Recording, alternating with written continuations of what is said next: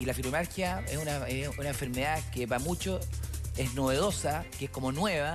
Resulta que hay muchas alternativas. Perdón, Martín, incomprendida. Claro, sobre oye, me todo duele por todo, el entorno. me duele todo, pero ¿qué te duele? Todo. Claro. Es como, Claro. sobre todo cuando hay una mujer adulta, ya está con su achaque. Yo Y creo- siempre sí. es minimizada y con una forma media despectiva por el entorno. Se le llama a Como mujeres que que se a hombres. estuviera ¿eh? enfermando. Como que a mucha gente se la mira cuando dice fibromialgia. Ah, claro, la típica chía de la fibromialgia. No quería pero trabajar. en el fondo Claro. no quiere trabajar. No quiere ir al colegio. O se está inventando enfermedades. Claro. Y eso es súper interesante porque si hay algo que la fibromialgia debemos entender nosotros, es que lo más importante es la educación.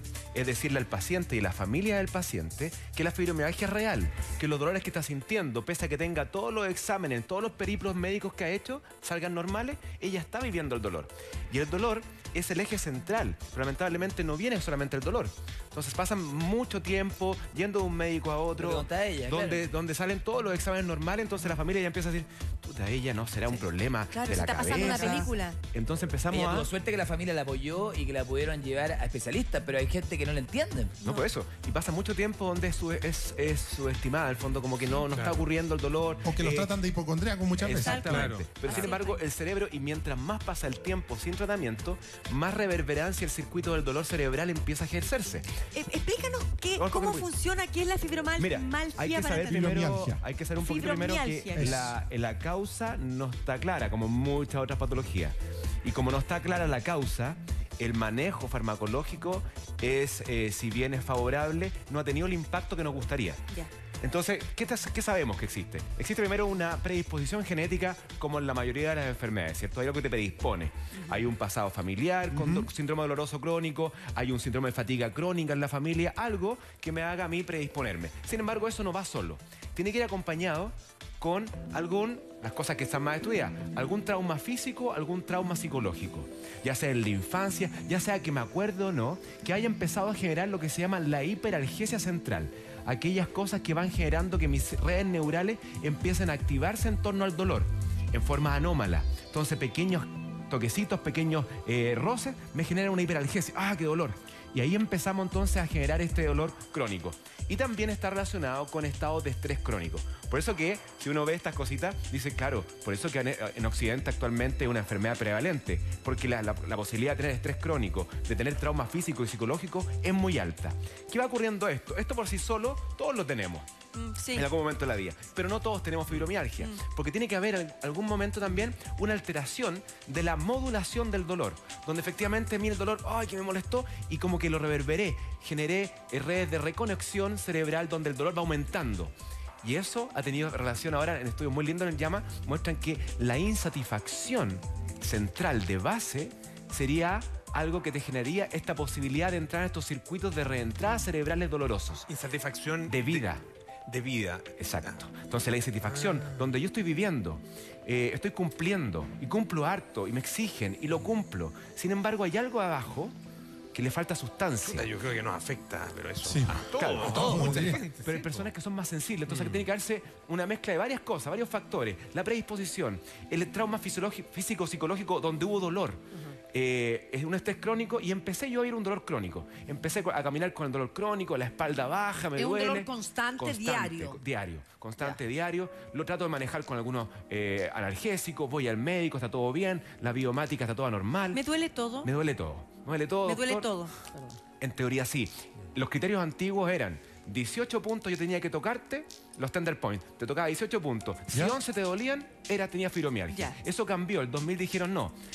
Los tender points son importantes, pero lo que más me importa es la historia.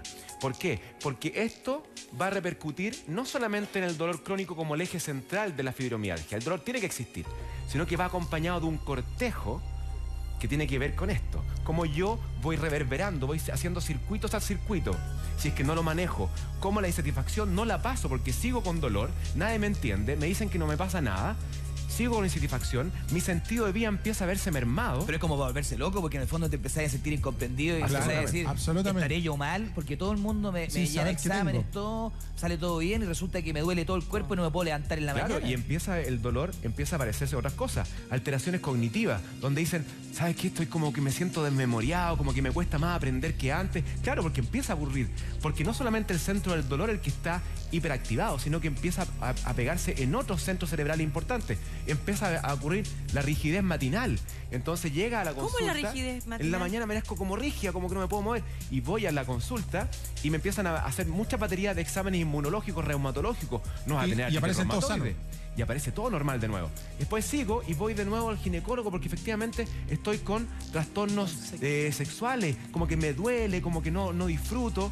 Chuta, entonces empieza a pegar en varios sectores. Y después empiezo a tener la clásica alteración del sueño y la fatiga. Esa, la fatiga, detente ahí la fatiga, por favor, porque yo he escuchado ahí que es un tema súper relevante. Es fundamental. Es como un cansancio crónico. Levantarse sin ánimo. Y la gente al final le termina diciendo, este gallo es flojo, o es floja, Claro, o no quiere hacer la pega, o no quiere, ¿sabes qué? Tú sabes cómo es, pues. Tú sabes que Exacto. Y tú te empiezas a sentir como completamente discriminado, porque dices, chuta, voy a decir que me estoy fatigado, pero es que me siento fatigado. Despierto y tengo una fatiga, aunque no haya hecho nada, una fatiga completa. Entonces ese es un síntoma muy característico que hay que ir a buscar.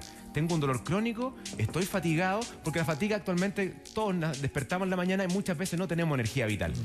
Pero acá una fatiga más profunda y alteraciones del sueño. Me cuesta conciliar el sueño, me despierto en la noche asustado, tengo despertar precoz, insomnio de conciliación, todo lo que el mundo. Entonces vemos que pasamos de un psicólogo a un psiquiatra, nos vamos al reumatólogo, nos vamos al ginecólogo, vamos incluso a un neurólogo porque tengo alteraciones de la memoria y después llego a alteraciones del ánimo.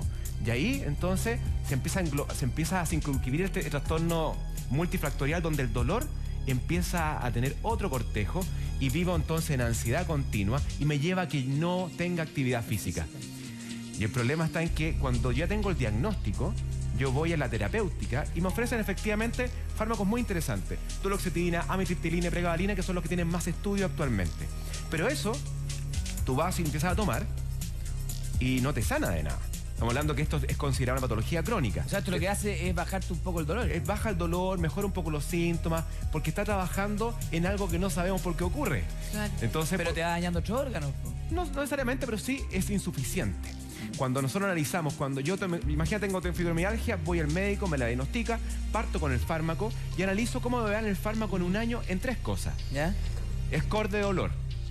Casi no disminuye mucho, disminuye pero no tanto. Ausentismo laboral.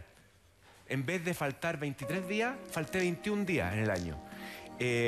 Score de sentido de la vida, cómo me voy sintiendo, tampoco cambia mucho. Entonces vemos que si bien baja los síntomas, la base no la mejora mucho. Claro. En cambio, cuando a esta estrategia farmacológica, que es necesaria, le agrego una estrategia no farmacológica, ahí las cosas empiezan a cambiar. ¿Cómo qué? Porque lo no farmacológico va a ir finalmente acá a trabajar en la satisfacción. Donde yo tengo que volver a tener ganas de vivir, donde tengo que tener ganas de ser, propositividad. Entonces acá lo no farmacológico sí ha tenido respuestas importantes. Porque finalmente lo que hace la fibromialgia es que te va apagando, te va como poniendo en un cuarto oscuro y te va erradicando ahí en soledad. Y es por eso que la educación acá es fundamental, decirle, tú tienes fibromialgia, pero esto es mejorable en gran cantidad.